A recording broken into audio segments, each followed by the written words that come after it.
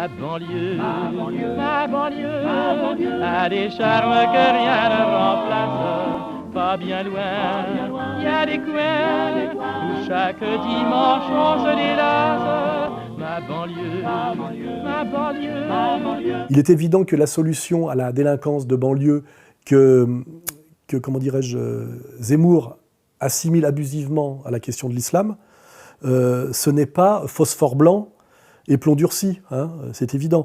Je rappelle d'ailleurs qu'Israël est un pays qui est en guerre depuis 1948. En Palestine, en dépit des efforts des médiateurs successifs, les combats ont repris entre troupes arabes et juives. Malgré l'intervention de l'aviation égyptienne, les forces israéliennes ont réussi à occuper les principaux points d'appui du désert de Negev dans le sud de la Palestine, et notamment celui de Beersheba, sur la route d'Égypte et de Jérusalem. Le 5 juin 1967, malgré l'avertissement de De Gaulle, Israël décide de frapper le premier. Son aviation, équipée de 72 Mirage achetés à la France, lance une offensive éclair. אתם מאזינים לגלי צה"ל, שידורי צבא ההגנה לישראל. דובר צה"ל מודיע כי היום, סמוך לשעה 2 בצהריים, פתחו הכוחות המצריים והסוריים בהתקפה בסיני וברמת הגולן, וכוחותינו פועלים נגד התוקפים. C'est l'escalade, les combats à l'arme automatique se sont étendus en Cisjordanie et à Gaza. À Naplouse, ici autour de la tombe de Joseph, une enclave israélienne en territoire autonome, militante du Fatah et aussi policiers palestiniens tentent de prendre d'assaut la position. L'armée israélienne qui continue ses combats contre les bases du Hezbollah dans le sud du Liban, elle doit faire face à une résistance soutenue des miliciens chiites. Israël qui commence à payer un lourd tribut. Ce soir, les autorités confirment la mort de 8 soldats. Depuis le 1er octobre dernier, il y a eu plus de 140 attaques au couteau dans 80% des cas. Une trentaine d'Israéliens sont morts et plus de 200 Palestiniens ont perdu la vie. Parfois, les attaques sont très spectaculaires, à la voiture bélier, comme ici à Jérusalem. Après le choc, terrible, le chauffeur palestinien s'acharne à coups de hachoir sur les victimes. C'est le pays sans doute le plus insécure de toute la sphère culturelle européenne, puisque je rappelle qu'Israël est un pays au milieu du monde arabe, mais qui participe quand même à la Coupe d'Europe de football et à l'Eurovision. Hein. Donc c'est bien un pays de colons européens au milieu du monde arabe et qui est le responsable de l'islam radical en réalité, de la radicalisation musulmane par comment dirais-je, une provocation et une violence systématique depuis 1948. Le 25 février 1994, 8 mois après la signature des accords de paix d'Oslo, un extrémiste israélien assassine 29 fidèles dans une mosquée de Cisjordanie. L'indignation enflamme les Palestiniens. Après les 40 jours du deuil musulman, la réplique du Hamas est déterminante. Raïd Zakarna conduit sa voiture bourrée d'explosifs dans une gare routière très fréquentée à Afula en Israël. Bilan, 9 morts et 44 blessés. À l'époque, Abdelaziz Rantisi, cofondateur du Hamas, justifie ses pratiques. Quand nous utilisons des bombes humaines, c'est pour créer une sorte d'équilibre de la souffrance. Donc la solution pour sauver la France, éviter la guerre civile, n'est sûrement pas la solution à l'israélienne, mais en revanche, par rapport effectivement aux racailles de banlieue et à ce mépris du français qui se justifie par Montel, par exemple. Moi, évidemment, je soutiens la candidature de Paris pour les Gay Games de 2018. Pourquoi ? Tout simplement parce que c'est une compétition ouverte à tout le monde, sans aucune discrimination, ni d'orientation sexuelle, ni d'handicap. C'est-à-dire du bolo, de la fiotte contemporaine par des types qui ont encore une virilité. La solution serait plutôt, si on veut effectivement régler le problème de la délinquance de banlieue, une solution à la Corse. Quelques centaines d'hommes forcent un barrage de police en début d'après-midi. Le quartier populaire de Lupino, sur les hauteurs de Bastia, a été l'objet d'un face-à-face tendu. Ces personnes, principalement des hommes, y sont venues demander des explications au pied d'une barre d'immeubles où vivent des familles corses d'origine maghrébine. C'est quoi, une démonstration de force ? Pacifique, pour l'instant. La violence corse suffirait, on n'a pas besoin d'aller jusqu'à Gaza. Hein, c'est-à-dire que le français affirme ses valeurs, c'est-à-dire ses positions chrétiennes, il a qu'à aller un peu remplir les églises, plutôt que de se plaindre qu'il y ait des mosquées, et puis sa virilité d'homme. Hein. Pas de violence. Non, pas de violence aujourd'hui. Aujourd'hui, je dis bien, hein. Après, il ne tient qu'à eux de savoir ce qu'ils veulent faire. Nous, on sait ce qu'on va faire. Voilà, si les Français du continent se comportaient comme les Corses, sans doute qu'il y aurait moins de provocations en banlieue. Parce que la Corse, on en parle, mais les Corses, on n'en parle pas. On en parle beaucoup trop. Non, on ne parle pas des Corses normaux. C'est tous des Corses normaux. Vous êtes sûr? Oui. Ceux qui font boum. C'est une façon de s'exprimer. Mais l'autre solution, si on veut être encore plus sérieux, c'est Poutine. Poutine gère de façon virile et intelligente un empire qui est un empire multiethnique et multiconfessionnel, qui s'appelle la Russie. Россия всегда была многонациональной и многоконфессиональной страной. Она так и создавалась. Во взаимообогащении культур, традиций, религий заключались и заключаются до сих пор и своеобразие, и сила нашей общей родины России. Dans la Russie, il y a des minorités musulmanes qui sont des Russes musulmans que Poutine traite intelligemment. Quand il y a eu l'insurrection tchétchène, qui a été d'ailleurs instrumentalisée par les Américains, il l'a réduite virilement. Мы будем преследовать террористов везде. В аэропорту, значит, вы уж меня извините, в туалете поймаем и в сортире их замочим, в конце концов. Все, вопрос закрыт окончательно. Il a donné après le pouvoir local à Kadyrov en disant voilà, nous te respectons comme musulmans si tu admets que tu fais partie de la Grande Russie. La guerre touche à sa fin quand Ahmad Kadyrov est assassiné à Grozny dans un attentat en 2004. Sur la tombe du président assassiné, Vladimir Poutine désigne Ramzan Kadyrov comme le nouvel homme fort de Tchétchénie. Vladimir Poutine a accordé toute sa confiance à notre peuple, à l'équipe Kadyrov et à moi-même. Alors qu'il soit à l'avenir président ou pas, je ferai tout ce qu'il me demande. Parole de Ramzan Kadyrov. Donc le modèle politique, c'est pas Zemmour, qui est quand même un petit avorton teigneux, qui veut se venger, là il y a aussi les concepts de haine de soi, qui veut essayer d'oublier par son hystérie judéo-française qu'il est en fait un berbère, qu'il est un bougnoul. J'ai aucune haine pour les musulmans, mes ancêtres ont vécu avec eux pendant des siècles. La guerre d'Algérie a eu lieu entre-temps.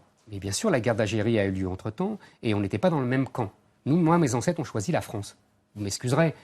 Et je les bénis, encore une fois. Et je bénis la France de nous avoir colonisés, vous voyez. Et un avorton, parce qu'en plus c'est un trouillard, c'est pas lui qui ira pacifier les banlieues. Il veut envoyer les Français de base.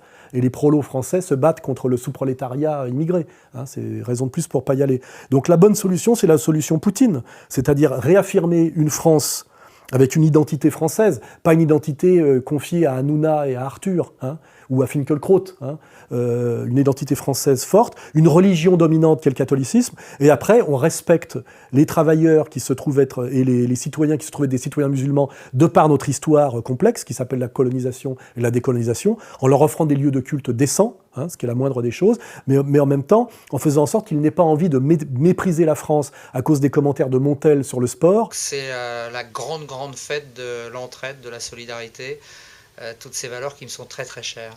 À cause des animateurs de sous-culture comme Hanouna et Arthur. Ou à cause des pseudo-intellectuels français comme Finkielkraut, talmudiste polonais, aujourd'hui, académicien. Leur invocation constante des heures les plus sombres de notre histoire ne protège pas les Karfunkelstein d'aujourd'hui contre la haine. Ou justement Éric Zemmour, qui passe aujourd'hui pour un penseur. Hein, voilà. Alors que c'est un fauteur de guerre musulman, dans la pure tradition. Hein.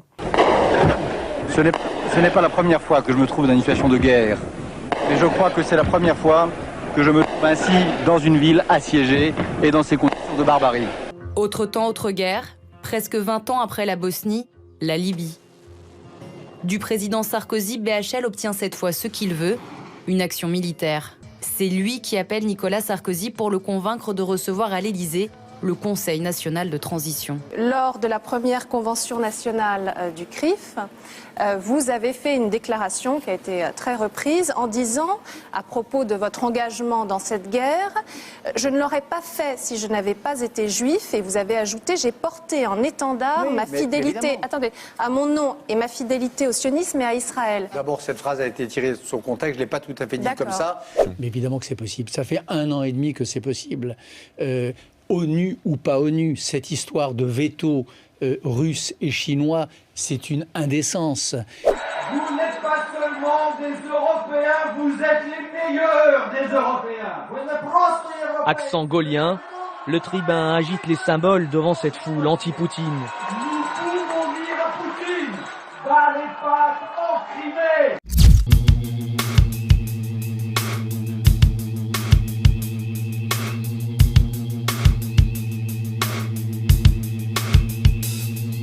Contrairement à Zemmour, qui appelle à la guerre civile et à la purification ethnique et à l'assassinat...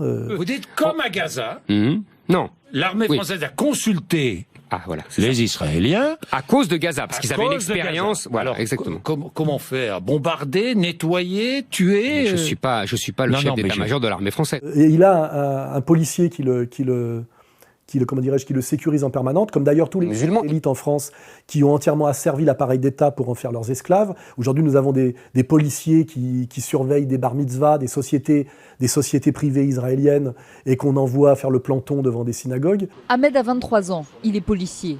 Au quotidien, il doit effectuer des missions de sécurité publique. Mais sur 4 jours travaillés, il estime que la moitié de son temps est consacré à des tâches indues qui n'ont rien à voir avec sa fonction. C'est la garde d'édifices religieux, de plus en plus, garde de domicile de personnalités un peu sensibles, on va dire, où il y a un risque quand même assez élevé. Actuellement, les gardes statiques mobilisent 480 policiers, l'équivalent de 3 commissariats. La protection d'édifices religieux est ainsi passée de 89 000 heures en 2014 à plus de 140 000 en 2015. Des missions supplémentaires harassantes pour des policiers déjà sursollicités. Moi, on m'a dit que j'étais sur la liste de Daesh, c'est-à-dire que je suis sur la liste du Mossad, c'est ça que ça veut dire. Mais on ne m'a pas proposé de me sécuriser, contrairement à Zemmour. On m'a dit que je pouvais appeler un numéro pour un soutien psychologique. C'est-à-dire que le jour où je vais me faire agresser par un islamo-racaille bien manipulé, par les sionistes pour me faire taire, parce que les sionistes sont suffisamment intelligents aujourd'hui pour ne pas me faire directement taire par eux-mêmes. Donc le jour où je me ferai poignarder par ce que j'appelle un islamo-racaille qui criera Allah Akbar, un nouveau Koulibaly ou un nouveau Mohamed Merah, j'ai droit, moi, de sortir de ma poche une lettre de 2 pages où il y a un numéro de portable où je peux appeler pour un soutien psychologique. Le service de la protection a mis en place un numéro dédié. À tout moment, un policier spécialisé sera en mesure de procéder immédiatement à une première analyse de votre situation et répondre à toutes vos interrogations, en particulier si des éléments dont vous seul auriez connaissance pourraient, rétrospectivement, avoir attiré votre attention. Ce premier contact vous permettra, si vous le souhaitez, de convenir d'un rendez-vous avec un responsable du SDLP pour une analyse plus fine de votre situation. Voilà. Voilà le traitement que subit un patriote français, c'est-à-dire qu'il est directement menacé par le ministère de l'Intérieur au service d'Israël, qui le menace de mort parce qu'il ose dire ce que je dis, et par contre on porte au pinacle un Zemmour, qui est un fauteur de guerre, musulman, qui lui a toutes les protections et est considéré aujourd'hui comme un grand patriote français. Voilà. Il n'y a pas de majorité politique pour défendre et pour incarner la majorité sociologique et idéologique qui se devient évidente et dont je suis une des expressions.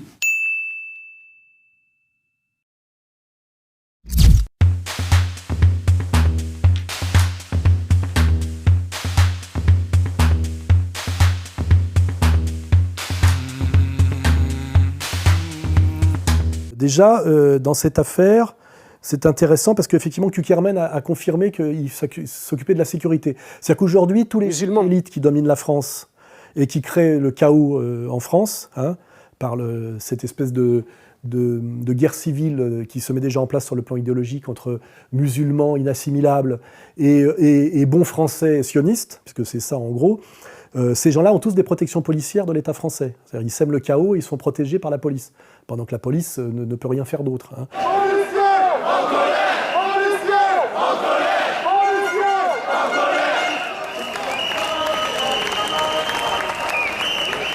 On en a marre des conditions de travail, on en a marre de retrouver tout le temps les mêmes personnes qui sont jugées et qui ressortent comme s'ils n'avaient jamais rien fait. Et voilà, on en a marre que les collègues soient blessés et qu'on ne soit jamais entendu. Voilà. Il y a des lois qui permettent énormément de choses, qui permettent d'écarter certains individus, et ces lois ne sont pas appliquées. Pour cause, on nous dira qu'il n'y a pas assez de place en prison, qu'il y a peut-être trop de solutions imparfaites. C'est faux. La loi française permet certaines choses, il suffit juste de l'appliquer. Quand un juge dit qu'un jeune doit aller en prison parce qu'il a commis un délit, il doit aller en prison et non le laisser à l'extérieur. Tout ce que nous voulons, c'est que les lois soient appliquées pour tout le monde, pour chaque délinquant, pour chaque personne, chaque citoyen qui aurait commis une faute. Il doit aller en prison, il y va. Il doit faire 3 ans, il fait 3 ans. Point. Et il se trouve que ces policiers d'élite qui appartiennent à un corps qui s'appelle le corps de protection des hautes personnalités politiques, parmi eux, il y a plein de soraliens. Alors je l'ai dit à M. Kuckerman, qui avait demandé à ce que Poutine ne m'invite pas en Russie, il m'a invité, que effectivement, beaucoup de corps constitués français, c'est-à-dire des flics de base, des pompiers de base, des gendarmes de base, des douaniers de base, des matons de base, plus effectivement les patrons de bistrot, les serveurs, les chauffeurs de taxi, ils sont tous soraliens. Ils ont tous compris effectivement que le problème n'était pas Soral et l'antisémitisme, mais que le problème c'était la domination musulmane. Et ce que représente M. Kuckerman, c'est-à-dire le CRIF, l'Association des étudiants juifs de France, Bernard-Henri Lévy, l'association SOS Racisme, la LICRA, etc. Que c'était ces gens-là qui travaillaient à la guerre civile, qui méprisaient la France et qui l'entraînaient vers le chaos. Voilà. Donc effectivement, M. Kuckerman s'est débarrassé d'un policier qui assurait sa sécurité, parce que sans doute le Mossad, qui fait des enquêtes illégales sur tous les fonctionnaires français, avait détecté qu'il se rendait régulièrement sur le site Égalité et Réconciliation pour se cultiver. Mais je dis à M. Kuckerman, celui qui l'a remplacé doit être à peu près comme le précédent, parce qu'aujourd'hui, tous ces Français patriotes sont sur ma ligne. Voilà. Donc j'ai dit avec M. Kuckerman, allez jusqu'au bout, faites-vous directement sécuriser par le Mossad en France, et osez vous montrer pour ce que vous êtes. Voilà. Ne vous servez pas pour votre sécurité de fonctionnaires français que vous manipulez, que vous maîtrisez, et que vous méprisez, et que là vous avez fait virer, hein, en plus, parce qu'il l'a fait virer. Hein.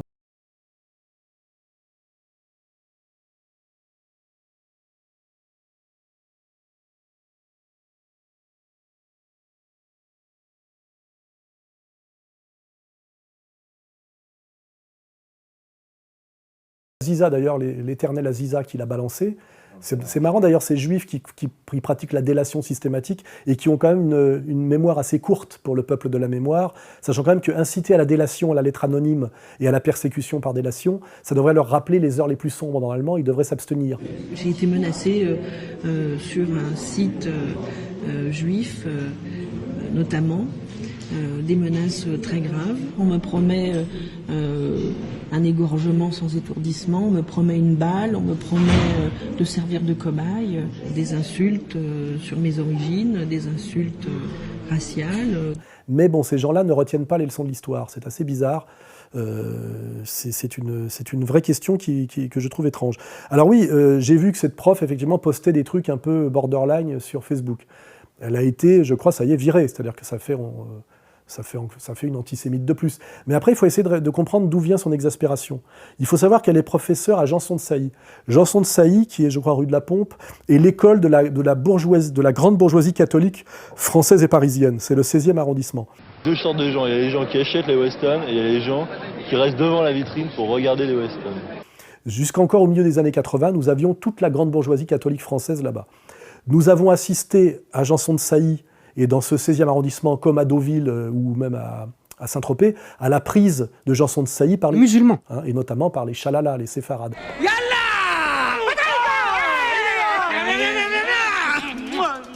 Là, comme il est beau, il n'a pas changé. Et je pense que pour une Française qui avait l'habitude d'enseigner à l'élite de la bourgeoisie française catholique, cette chalalisation, effectivement, de Janson-de-Sailly a dû être assez insupportable. J'ai vu moi-même comment Deauville, qui était une cité balnéaire merveilleuse, a été entièrement dévastée sur le plan culturel et sur le plan de l'ambiance par le Sentier dans les années 80. J'ai vu la même chose se passer après à Saint-Tropez. Je peux comprendre effectivement ce que ressent cette prof par l'islamisation totale de Janson-de-Sailly. Je fais remarquer, puisque je l'ai vérifié physiquement et je reçois des témoignages, que quand vous vous baladez maintenant dans ces quartiers, je sais pas, avenue Henri Martin, ou je sais pas, rue de la Pompe, vous montez dans les beaux immeubles bourgeois haussmanniens et vous avez pratiquement des mezuzahs devant toutes les portes. Hein. Et j'ai eu des témoignages, les dernières familles catholiques qui restent là-bas prient pour être invitées à la bar mitzvah du petit Cohen, du petit voisin, pour ne pas être totalement marginalisés et ne pas subir jusqu'au bout une véritable purification ethnique. Et c'est ce soir, vous êtes là pour moi ce soir, pour ma bar mitzvah ce soir, j'ai 13 ans déjà ce soir. Donc je peux condamner évidemment cette professeure d'avoir un peu déliré sur Facebook, mais je peux comprendre qu'elle soit, comment dirais-je, exaspérée par cette chalalaisation effectivement d'un lieu qui était avant le lieu de la grande bourgeoisie catholique française. Et d'ailleurs, je fais remarquer que si aujourd'hui Zemmour sort du bois et propose effectivement la purification ethnique des musulmans en France, c'est parce qu'il sait que les Français sont exaspérés par l'effondrement de la France. Mais je rappelle que les Français sont exaspérés par les racailles du bas et les racailles du haut. Et qu'il n'y aurait pas de racailles du bas sans les racailles du haut. Et les racailles du haut, on sait qui c'est. On sait, ce sont ceux qui ont permis les racailles du bas. Hein. Et je n'ai pas besoin de les renommer encore, mais ce sont tous les sponsors et les coreligionnaires du petit Zemmour. Hein. Voilà. Bernard-Henri Lévy, il y a eu quelques problèmes, notamment avec quelques personnalités juives qui étaient au sein du mouvement. Il y a eu quelques problèmes du point de vue de qui ?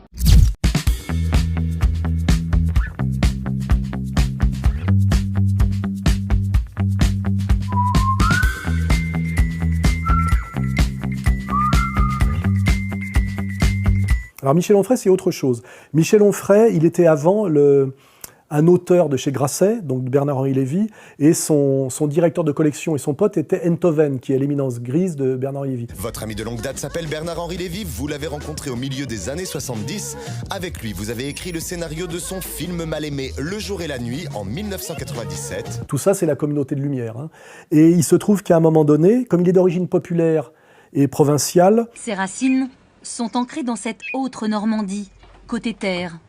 La mer, à 1 heure de route, est presque un autre monde pour cette modeste famille d'origine rurale. L'intérieur des terres, on est un peu refermé sur nous. C'est un peu en vase clos. Comme il est d'origine populaire et provinciale, il a écrit peut-être un peu naïvement, comme Dieudonné a cru à un moment donné qu'il pouvait critiquer Israël au nom des droits de l'homme. Il a critiqué cette escroquerie musulmane qui touche un peu à sa fin maintenant, qui s'appelle la psychanalyse freudienne. Vous allez voir des armées se lever contre vous, là, Michel Onfray. Oui, parce que Quand il va sortir dans 15 jours, ça va... Oui, je tape au portefeuille aussi. Attention. Je tape ah au oui, portefeuille. c'est-à-dire Quand vous expliquez que Freud prend 450 € pour une... Enfin, j'ai fait des conversions pour... Ah 450, oui, ça, il aimait l'argent. Hein, oui.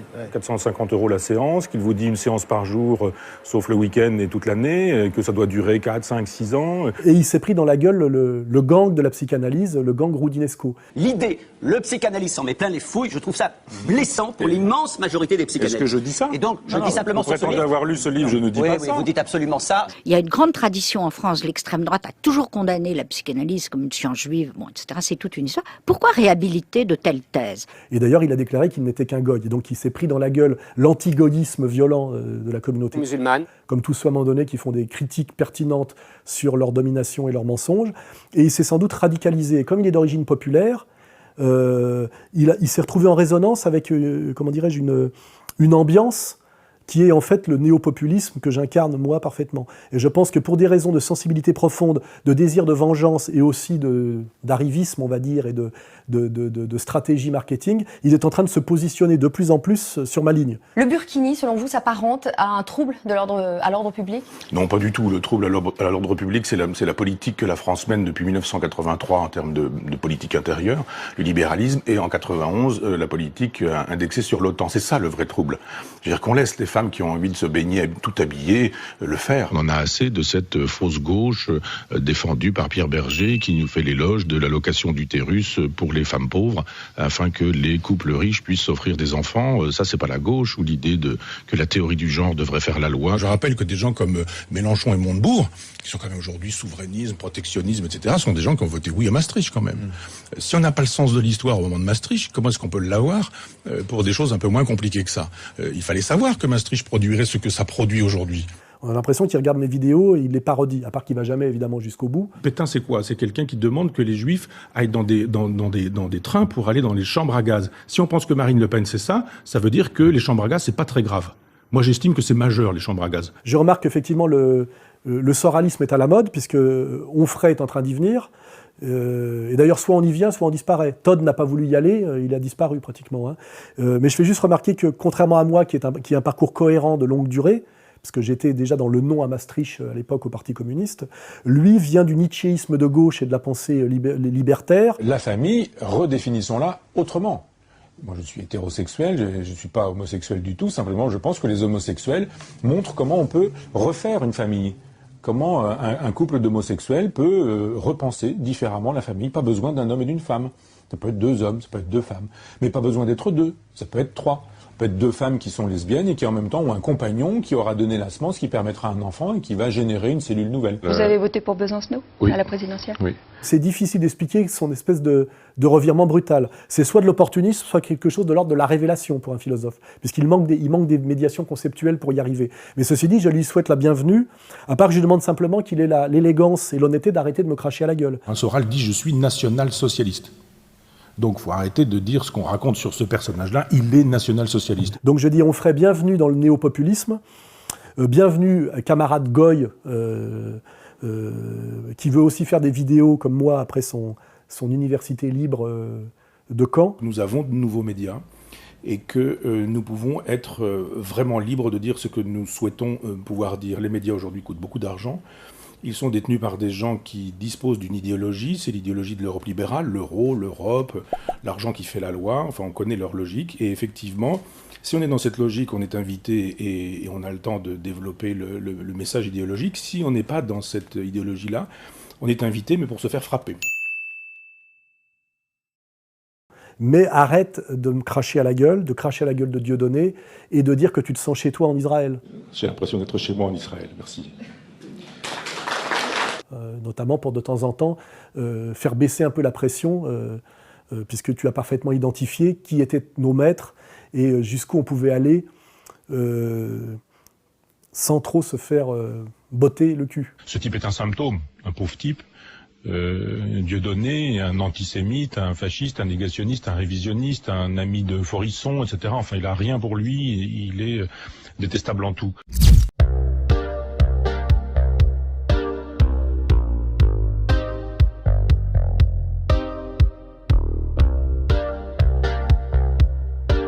Je trouve que la politique française, politicienne aujourd'hui, c'est le Burkini et Macron. C'est-à-dire, c'est zéro, quoi, le néant. Macron, moi je suis persuadé, c'est mon analyse, qu'il continue à rouler pour Hollande. Vous savez que cette démission d'Emmanuel Macron, c'est un coup dur pour François Hollande qui l'a fait.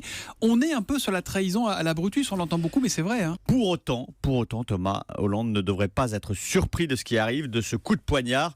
En politique, l'émancipation passe toujours par la trahison. En réalité, il a complètement fait oublier Valls, qui était la modernité et l'alternative moderne à Hollande. C'est-à-dire que Macron a été là pour faire oublier Valls, qui a assez bien marché. Malgré la tempête, je maintiens le cap, et ce cap, c'est le grand large. Manuel Valls, tout sourire, file la métaphore à bord d'un bateau breton. Vous l'avez compris, le Premier ministre ne veut pas qu'on l'oublie. Et aujourd'hui, Macron s'en va du Parti socialiste pour recréer ce qu'on appelle le mystère des voix centristes. Cette conviction de gauche que je portais, que je défendais, cette volonté de réformer, elle était parfois plus distante d'une gauche devenue conservatrice, qui défend des statuts, le repli sur soi, la volonté de ne pas changer, que d'une droite qui croit dans l'Europe, qui croit dans le changement et dans le progressisme. Une espèce de nouveau Bérou. Et je pense que sa fonction serait, parce que je ne crois pas qu'il croit qu'il a un destin politique, ou alors il est très naïf, finalement de ramener les voix centristes à la gauche au deuxième tour. L'honnêteté m'oblige à vous dire que je ne suis pas socialiste. Je suis au gouvernement, un gouvernement de gauche, mais je veux dire, quelle importance?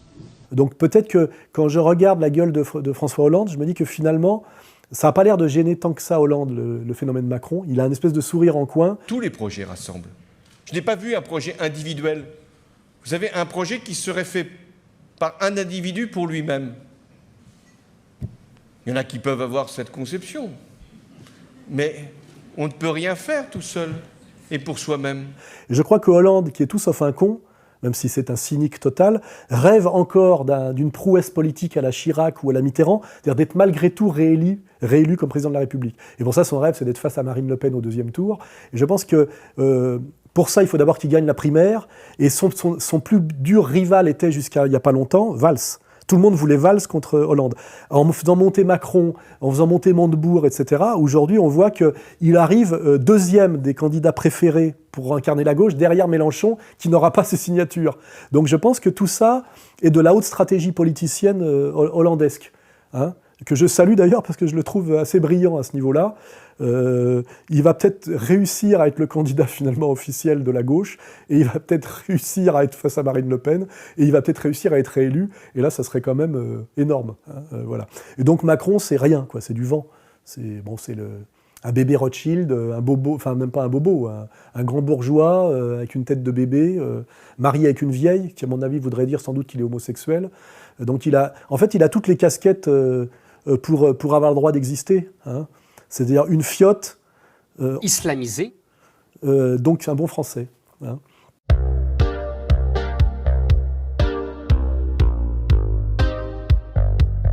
Un échange tendu en début de semaine entre François Hollande et Manuel Valls, en cause certains commentaires du Premier ministre à propos du livre de confidence du président de la République. Un clash entre le président et son Premier ministre. Manuel Valls, il explique au président que ce livre, c'est inacceptable, c'est indéfendable. François Hollande, lui, il n'est pas content du tout parce qu'on cite Manuel Valls en cas d'enchaîné, disant que ce livre, c'est une catastrophe, que c'est même un suicide politique. Manuel Valls doit se préparer. C'est lui qui peut relever le gant. Pour l'instant, il veut pas. Moi, j'ai envie de le pousser en disant il y a non-assistance à gauche en danger, vraiment. Si ce n'est pas François Hollande, ça pourrait être qui ? Bon, il y a beaucoup de personnalités. La principale, vous le savez bien, c'est Manuel Valls. Il veut incarner le dernier recours de la gauche en cas d'abandon de François Hollande. Manuel Valls se prépare lui aussi à la présidentielle. Ohé, Paris, merveille de chez nous. Ohé, les amis, comment allez-vous ? Très bien, parfait, moi pas mal comme vous. Alors, la vie est belle. Si vous ne le savez pas ou vous l'avez oublié, on vous le rappelle, à compter de cette date, donc le 1er juillet, les véhicules immatriculés avant 1997 seront interdites de circulation entre 8h et 20h en semaine. Plus de 500 000 propriétaires de voitures en Ile-de-France sont tout de même concernés. Anne Hidalgo a déjà dit clairement son souhait d'éliminer tous les diesels et tous les véhicules datant d'avant 2011. Il y a quelque chose qui est inacceptable, et je le dis vraiment avec beaucoup de fermeté, inacceptable que Paris soit une des dernières grandes villes au monde traversée par une autoroute urbaine. Ça, c'est la ville du 19e ou du 20e siècle. Ah bah ça, c'est avec Macron, la nouvelle gauche, on a, comment elle s'appelle l'autre, là, Hidalgo, la politique de gauche à Paris, la politique socialiste à Paris. Moins de voitures, d'autres formes de mobilité. Voilà, ça, il faut comprendre qu'aujourd'hui... Le Vélib, l'autolib, le scooter libre. Bientôt aussi, pour faire plaisir à Alain Thébault, le créateur de l'hydroptère, le Sea Bubble, cette capsule de 4 places qui va voler sur la Seine. C'est d'interdire les gens qui n'ont pas les moyens de s'acheter des bagnoles neuves, les interdire de rouler dans Paris. Pendant que les types polluent avec des énormes 4x4 où ils sont un dedans. Hein, voilà, je ne vais pas dire en général la gueule qu'ont les mecs qui conduisent ces gros 4x4 et d'où vient la mode du 4x4. Ça a commencé par le sentier à l'époque. Voilà. Donc oui, voilà, on en est là. C'est-à-dire qu'aujourd'hui, on a une maire de Paris qui empêche les pauvres de rouler dans Paris. À quoi ça sert de taper sur les plus modestes ? Ils n'ont pas les moyens d'acheter un nouveau véhicule. On fait quoi ? On leur dit qu'en plus, ils ne pourront pas le revendre. La mairie de Paris réplique qu'il y aura des aides pour les passes Navigo, pour l'achat d'un vélo. Ça, c'est extraordinaire. Moi, je pense à une famille qui a 2-3 enfants et qui a besoin d'aller travailler. On va leur expliquer que c'est pas grave, ils pourront prendre un vélo. Sous prétexte de lutte contre la pollution. Hein. C'est toujours l'écologie politique au service du capital et de la lutte à mort contre les pauvres. Et puis, ça participe de cette politique de la ville qui consiste à empêcher les travailleurs de rouler dans Paris.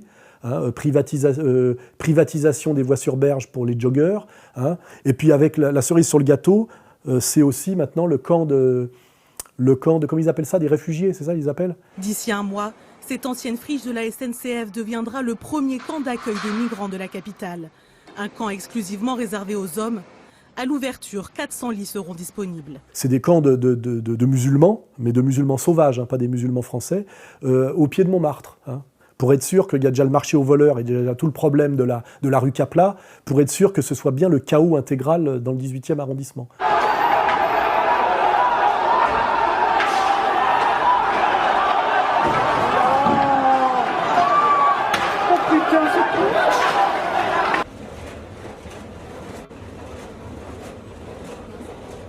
Quand vous vivez comme ça, que sous vos fenêtres pendant 3 mois, c'est ça, chez nous, il y a des gens en dépression. Ces camps, en fait, ils vont rester toujours plus longtemps qu'on croit. Donc la question, c'est d'arrêter de penser sur le court terme, mais de se dire que on est dans le long terme. Le camp de la Linière sera un jour un quartier de Grande-Synthe. Il faudrait aussi penser à virer Hidalgo, quoi, et ce qu'elle représente. Hein. C'est-à-dire le Parti socialiste actuel, qui est parfaitement bien symbolisé par ce magnifique t-shirt. En vente aussi chez Contre-Culture. Hein. C'est plus la rose au poing, c'est le poing dans le cul, hein, maintenant. Hein.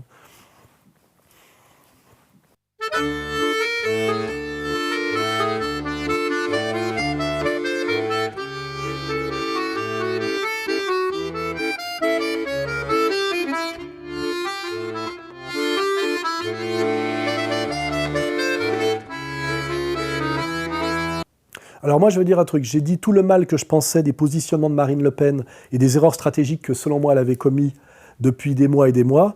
J'ai synthétisé tout ça dans l'interview que j'ai donnée à Rivarol dans le numéro d'été. Il faut comprendre que Marine Le Pen n'a jamais réellement combattu pour le pouvoir. Le pouvoir au FN, c'est son père qui le lui a donné. Il a même repoussé le congrès de 2 ans, avec Louis Alliot au fichier, qui faisait le ménage, pour être sûr qu'elle en hérite, tellement personne n'en voulait. Dans le schéma mental de Marine, le pouvoir c'est ce qu'un vieux monsieur, qui vous aime bien vous donne.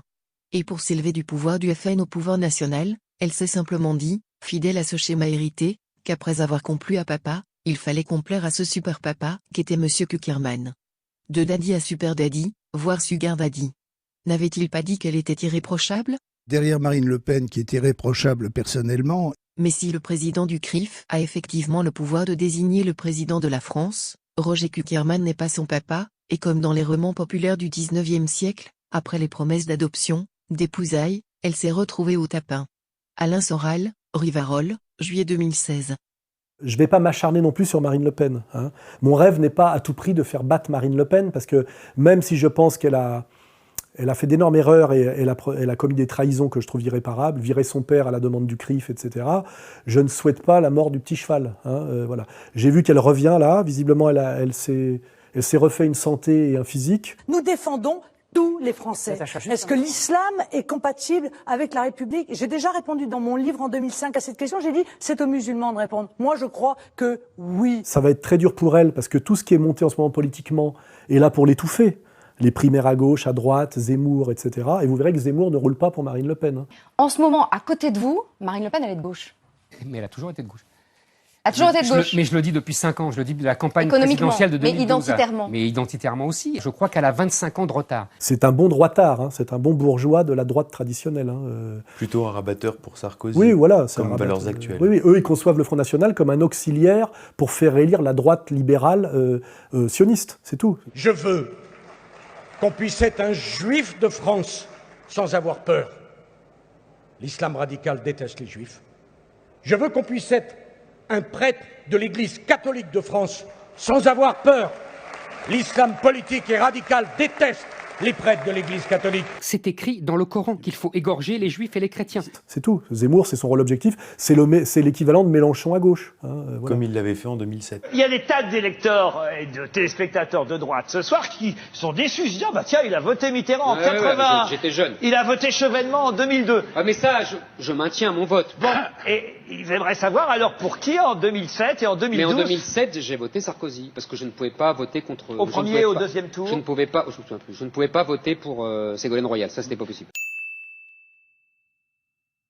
Oui, bien sûr, il ne faut pas oublier que Zemmour est une couille molle hein, politique. En fait, c'est Sciences Po et Figaro, quoi. C'est le nouveau riche musulman de droite, et anti-bougnoul et anti-pauvre, et qui ne se soucie aucunement de la question sociale. Hein. Parce que je rappelle qu'on ne peut pas réduire les musulmans de France à leur religion, de même qu'on ne peut pas réduire les Français de souche à leur catholicité. Hein. Il y a des bourgeois, il y a des OS1, des OS2, des professions libérales, etc., etc., etc.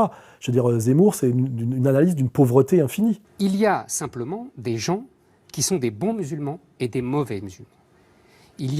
En islam, il n'y a pas de musulmans modérés, ça n'existe pas. Il y a simplement des gens qui appliquent à la lettre et d'autres qui n'appliquent pas à la lettre. Mais ils savent qu'ils ne sont pas des bons musulmans. Sourire aux lèvres, ces salariés grévistes brandissent leur chèque. Pour eux ce matin, c'est jour de paye. Vive la grève! Car après 43 jours de grève, le salaire du mois de février est réduit comme peau de chagrin. Mais la CGT a amassé une cagnotte de solidarité. C'est cet argent qu'elle redistribue aujourd'hui à quelques centaines de salariés. Et je pense et je me dis que dans le monde aujourd'hui, la France est adorée. Car depuis 2000 ans, il y a eu bien des gens pour faire sa renommée.